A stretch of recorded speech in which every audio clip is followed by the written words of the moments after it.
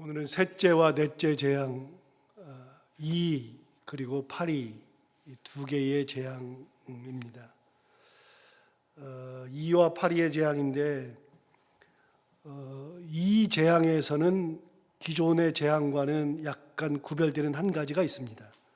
먼저 16절을 보시면 여호와께서 모세에게 이르시되 아론에게 명령하기를 내 지팡이를 들어 땅에 티끌을 치라 하라.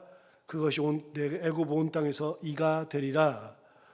그들이 그대로 행할세. 아론이 지팡이를 잡고 손을 들어 땅에 티끌을 치매 애굽 온 땅에 티끌이 다 이가 되어 사람과 가축에게 올랐다 그랬는데 이 재앙은 바로 앞에 나타나지 않고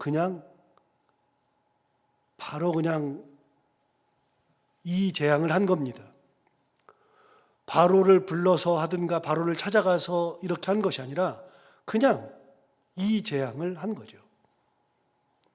바로랑은 아무 상관이 없습니다. 바로의 마음을 들을 필요도 없습니다. 그래서 개구리 재앙이 끝난 다음에도 마음을 돌이키지 않으니까 바로 앞에 찾아가지 않고 이 재앙을 행한 거죠. 그런데 이가 애굽 사람과 가축에게 다 올랐다 그랬는데 그렇게 애굽 사람과 가축에게 이가 다 오른 거죠. 요즘은 이제 이가 없는 시대니까요.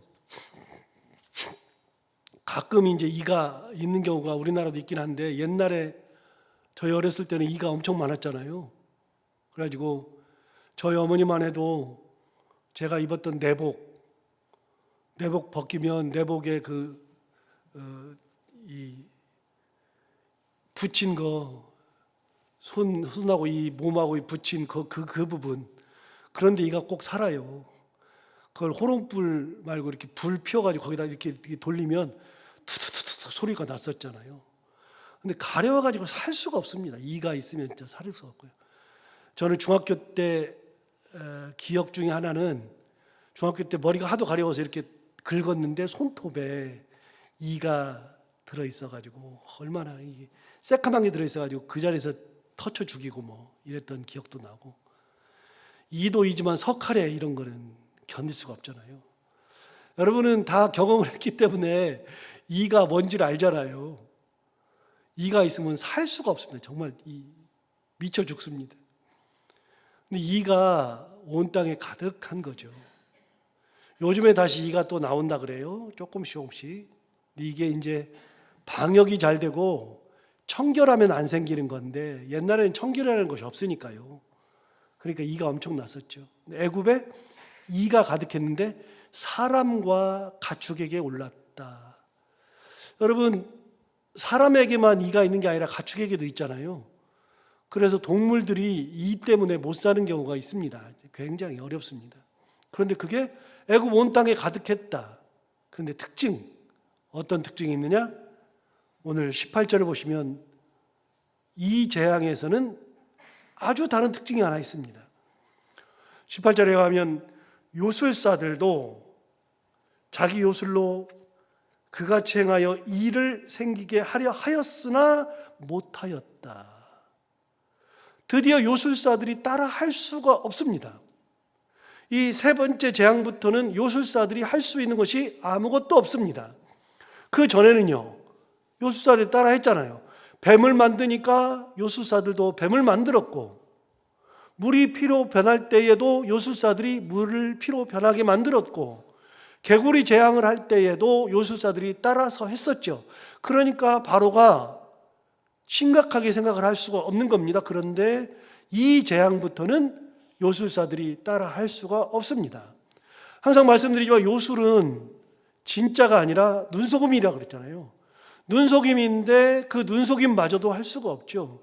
저는 눈속임 하면은 생각나는 것 중에 하나가 타짜라는 영화를 여러분 보셨습니까? 타짜. 그거는 이제 김세영 씨가 글을 쓰고, 근데 김세영이라는 분이 도박의 세계, 특히 화투 가지고 하는 그 도박의 세계를 이분이 연구를 많이 한 다음에 글을 쓴 다음에 그 식객에 나오는 우리 텔레비에 백반기행에 나오는 허영만 씨가 그림을 그린 타짜라는 그 만화 원작이 있는데 그게 영화로 만들었죠.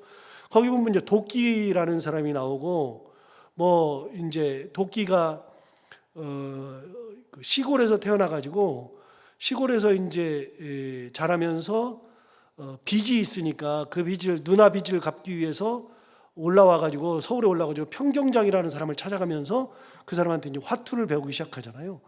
화투를 하는데 이제 나중에는 그 화투를 하다가 나중에 그 큰 도박판에서 마지막 인생 일대 목숨을 건 도박을 하는데 그 도박을 할 때 여러분 아시잖아요. 영화를 보시면 아는데 그 도박할 때 가장 기본이 화투의 가장 기본이 밑장 빼기 아닙니까? 밑장에다 딱 놓고 밑장을 딱 빼는 거예요. 밑장을 딱 빼는데 아무리 봐도 우리는 모르죠. 밑장 빼기를 하는데 누가 알아봐요? 진짜 타짜가 알아봐요. 더 눈속임을 잘하는 타짜는 딱 보면 알아요. 왜? 평생 밑장을 빼고 살았거든요. 밑장을 빼고 살았으니까 아는 거예요. 두 번째는 화투를 그 바꿔치기 하는 겁니다. 그래서 화투를 딱 하면서 꺼내면서 내가 다른 데다 숨겨놨던 화투하고 이 화투를 바꿔치기 하는 겁니다. 그래서 싹 넣으면서 빼가지고서 치면 화투가 바꿔지는 거죠. 그런 걸 보면서 우리는 저 같은 경우는 야 어떻게 하나 그렇게 해서 유심히 봐도 진짜 모르는데요. 바꿔치기 하려고 하는 딱 그 순간에 손목을 꽉 잡잖아요. 꽉 잡으면서 바꿔치기 한다 그러니까 아니라 그러죠. 그러면 손목 내기 하자고 도끼 갖다 놓고 손목 내기 하자고. 이런 게 타짜라는 영화에 이제 만화랑 영화에 나오죠. 여러분 눈속임은 더 눈속임을 잘하는 사람한테는 걸리게 되어 있습니다. 안 돼요. 눈속임은 눈속임이지 절대로 안 돼요. 여러분 하나님께서 하는 그것들을 할 수는 있으나 그건 눈속임으로는 할 수 있죠. 그런데 이 재앙부터는 눈속임마저도 안 된다. 여러분 눈속임은 아무리 도 눈속임이라 그랬잖아요. 사람은 남들을 속일 수는 있어도 생명을 가지고서는 사람은 어떻게 할 수가 없어요. 삶과 죽음을 인간이 어떻게 삶과 죽음을 구별할 수 있고 그걸 마음대로 할 수 있어요. 살고 죽는 거는 다 하나님께서 하시는 거지. 그래서 한나가 사무엘의 엄마인 한나가 사무엘상 2장에서 사무엘을 낳은 다음에 한나가 하나님 앞에 감사기도하는 장면이 사무엘상 2장 1절부터 쭉 나옵니다. 거기에 뭐라고 나오냐면 쭉 5절 이하를 보면 하나님은 살리기도 하시고 죽이기도 하시며 이렇게 나와요. 한나는 하나님께서 살림과 죽임을 하시는 유일한 분이라는 것을 고백하는 거예요. 남편이 아무리 해도 아이를 낳지 못하고요. 사람들이 뭘 해도 아이를 낳지 못하지만 하나님께서 주셔야 낳는 것이고 하나님은 살리기도 하시고 죽이기도 하시니까 생명을 연장시키시는 분이 하나님, 고치시는 분이 하나님, 아무리 인간은 해도 안 되는 거예요. 자, 요술사들이 따라해요. 따라하는데 돼요? 안 돼요. 드디어 요술사들이 세 가지의 재앙을 한 이후에는 전혀 따라할 수가 없는, 다음부터는 요술사들이 나오질 않습니다. 할 수가 없거든요. 자, 18절 다시 볼까요? 요술사들도 자기 요술로 그같이 행하여 일을 생기게 하려 하였으나 못하였고 이가 사람과 가축에게 생긴지라. 그러면서 요술사들이 말합니다. 19절에 이렇게 말합니다. 요술사가 바로에게 말하되 이는 하나님의 권능이니이다.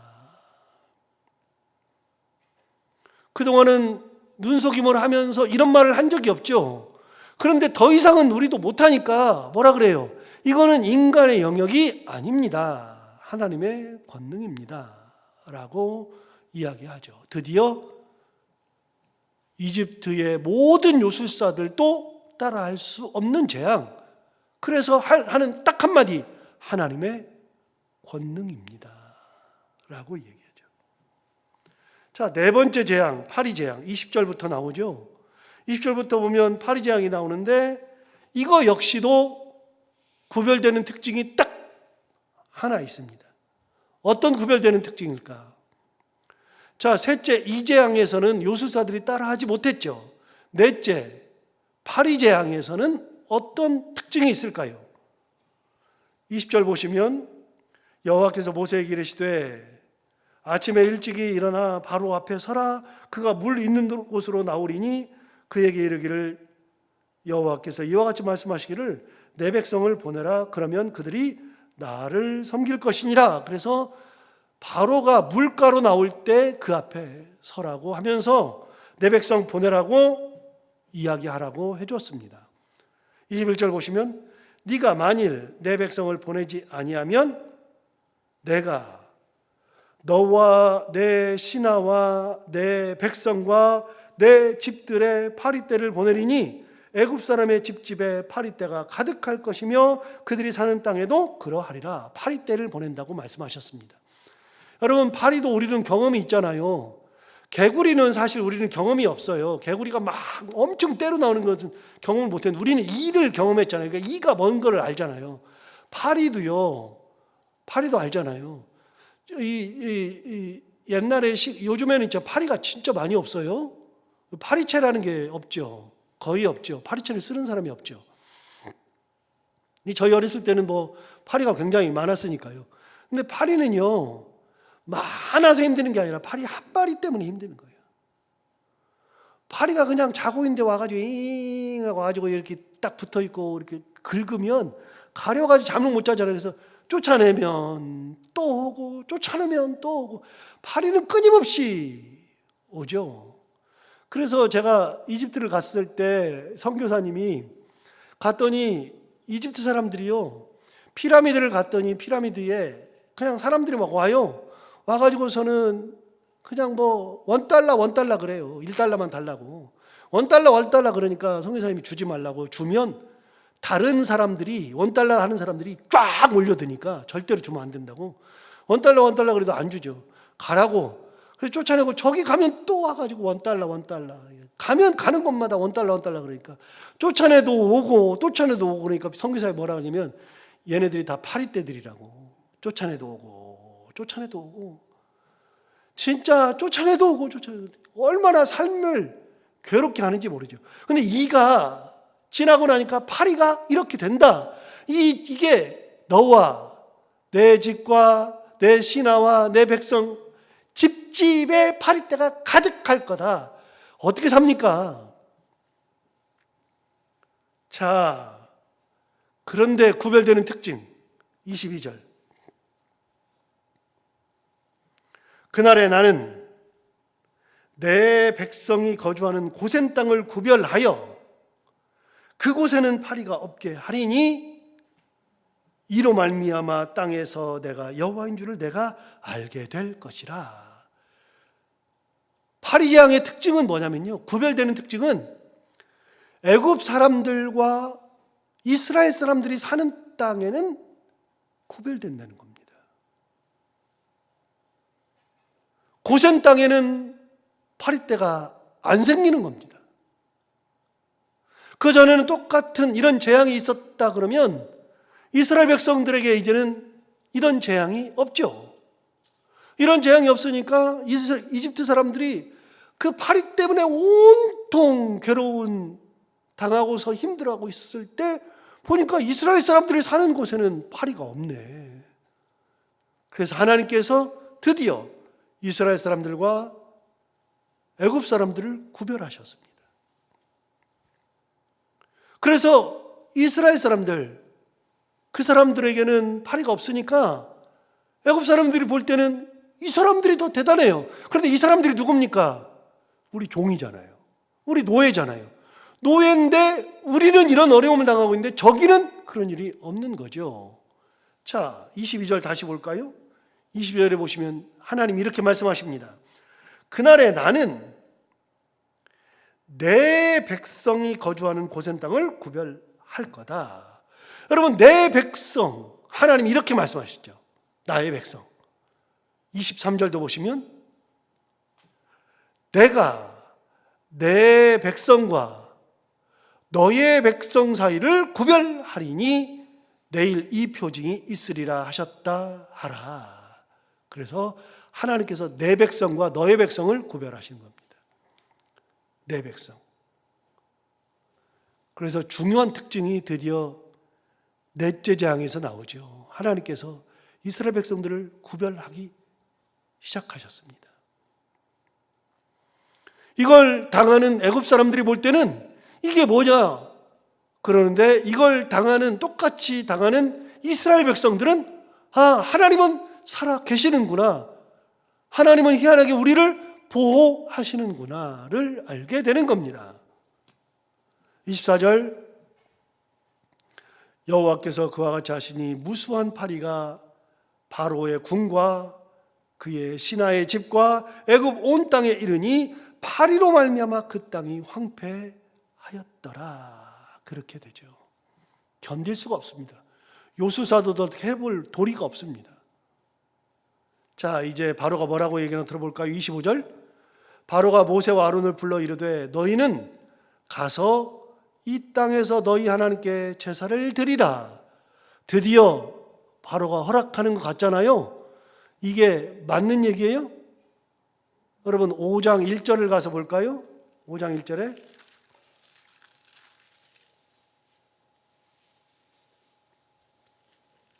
1절에 모세와 아론이 바로 앞에 섰을 때 하나님의 말씀을 전했을 때 이렇게 전했습니다. 5장 1절, 그 후에 모세와 아론이 바로에게 가서 이르되 이스라엘 하나님 여호와께서 이같이 말씀하시기를, 그럼 뭐라 그러냐면 내 백성을 보내라. 그러면 그들이 어디에서?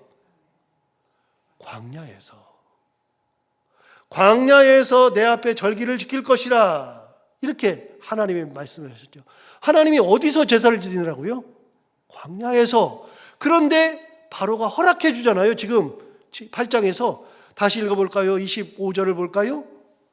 25절을 보시면 바로가 모세와 아론을 불러 이르되 너희는 가서 어디서? 이 땅에서. 하나님은 어디에서요? 광야에서. 광야에서 제사를 드리라 했는데 바로가 제사를 드리라, 이거는 맞아요. 그런데 어디서요? 이 땅에서 드리라. 아직 정신을 덜 차린 거죠. 안 되는 거죠. 때가 아직 안 된 겁니다. 그래서 허락해 주는 것 같습니다. 그러나 허락이 아니죠. 머리를 쓰는 거죠. 머리를 썼어요. 그랬더니 26절에 뭐라 그래요? 모세가 이르되 그리함은 부당하니이다. 우리가 우리 하나님 여호와께 제사를 드리는 것은 애굽 사람이 싫어하는 바인즉 우리가 만일 애굽 사람의 목전에서, 즉 이 땅에서 제사를 드리면 그들이 그것을 미워하여 우리를 돌로 치지 아니하리이까. 이 땅에서 드리면 우리 맞아 죽습니다. 돌로 맞아 죽습니다. 이 얘기하는 거잖아요. 27절, 우리가 사흘길쯤 광야로 들어가서 우리 하나님 여호와께 제사를 드리되 우리에게 명령하시는 대로 하려 하나이다. 우리가 사흘길쯤 광야로 갈 겁니다 라고 이야기하죠. 하나님의 말씀을 정확하게 다시 전하죠. 28절, 바로가 이르되 내가 너희를 보내리니 너희가 너희 하나님 여호와께 광야에서 제사를 드릴 것이나, 그 다음 뭐라 그래요? 너무 멀리 가지는 말라.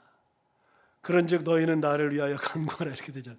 그러니까 허락해 주는 듯 아닌 듯, 그렇게 될 것 같은 듯 아닌 듯.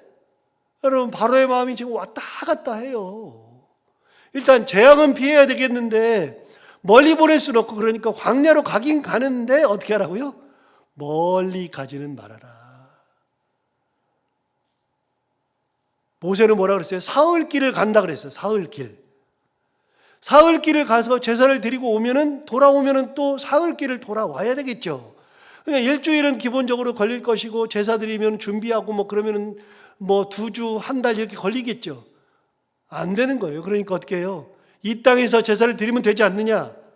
그러다가 안 되니까 너무 멀리는 가지 말아라. 니네 옆에도 다 광야니까 멀리 가지 말아라. 이렇게 하는 겁니다. 안 되는 겁니다.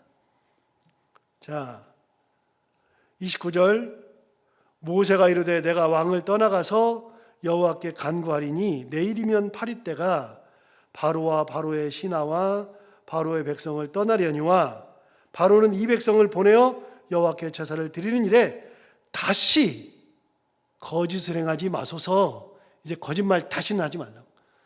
우리가 갈 테니까 다시 거짓말 하지 마소서. 30절 모세가 바로를 떠나 나와서 여호와께 간구하니 여호와께서 모세의 말대로 하시니 그 파리떼가 바로와 그의 신하와 그의 백성에게서 떠나니 하나도 남지 아니하였더라. 그러나 바로가 이때에도 그의 마음을 완강하게 하여 그 백성을 보내지 아니하였더라. 없어지니까 또 안 보내는 거예요. 파리떼 없어지니까. 그래 봐야 그 다음 재앙이 기다리고 있죠. 하나님의 말씀을 자기 뜻대로 변형해 가지고 들어주는 듯 아닌 듯. 여러분, 우리가 하나님의 말씀을 받을 때에는 내 생각으로 받는 게 아니고요, 말씀을 말씀 그대로 받는 거예요. 순수하게 내 생각은 다 빼고, 내 생각이 들어가는 순간에 그게 공예예요. 공예. 다 빼고 하나님의 말씀 그대로를 받고 하나님 말씀 그대로 살아가며 하나님의 명령대로 그렇게 하나님의 은혜를 손을 잡고 살아가는 우리 모두가 다 되기를 바랍니다. 기도하겠습니다. 하나님 아버지, 바로가 이렇게 머리 쓰는 장면도 보고 하나님이 얼마나 위대한지 요술사들이 고백하기를 이는 하나님의 권능이니이다. 우리는 이제는 따라 할 수가 없습니다. 그렇게 많은 11가지의 재앙, 10가지의 재앙에 더해서 뱀을 만드는 재앙까지 해서 11가지의 재앙 중에 3개를 요술사들이 따라할 수 있었어도 그 다음부터는 할 수 있는 것이 아무것도 없습니다. 인간은 아무리 비슷하게 따라가려고 해도 하나님의 그 권능을 이겨낼 수가 없고 하나님의 그 섭리를 이겨낼 수가 없듯이 하나님 아버지, 우리가 하나님 앞에 섰을 때 내 것들을 다 내려놓고 하나님의 명령 그대로 따라가며 하나님 말씀대로 살아가는 순종의 사람들이 다 되게 하여 주옵소서. 하나님 아버지, 우리의 생각이 그곳에 있을 때에는 하나님의 말씀도 내 생각대로 변형되고 하나님의 명령도 내 판단으로 변형되기 쉬운데, 그런 거 없이 오로지 말씀을 받은 그대로 하나님의 그 명령 그대로 그 주신 것을 붙들고 살아가는 저희들 되게 하여 주옵시고, 다른 것은 다 그만두고 하나님의 은혜의 손을 꼭 붙잡고 하나님과 동행하며 살아가는 저희들이 다 되게 하여 주옵소서. 하나님 아버지, 오늘도 이 말씀이 우리 삶 가운데 힘이 되기를 원하며 기도하러 나온 사랑하는 성도들 한 분 한 분의 기도를 다 응답해 주시기 원하옵고, 해야 되는 것들 기쁨으로 잘 감당하고 만나는 분들과 함께 웃고 행복한 하루가 되게 하여 주옵소서. 감사하며 예수님 이름으로 기도하옵나이다.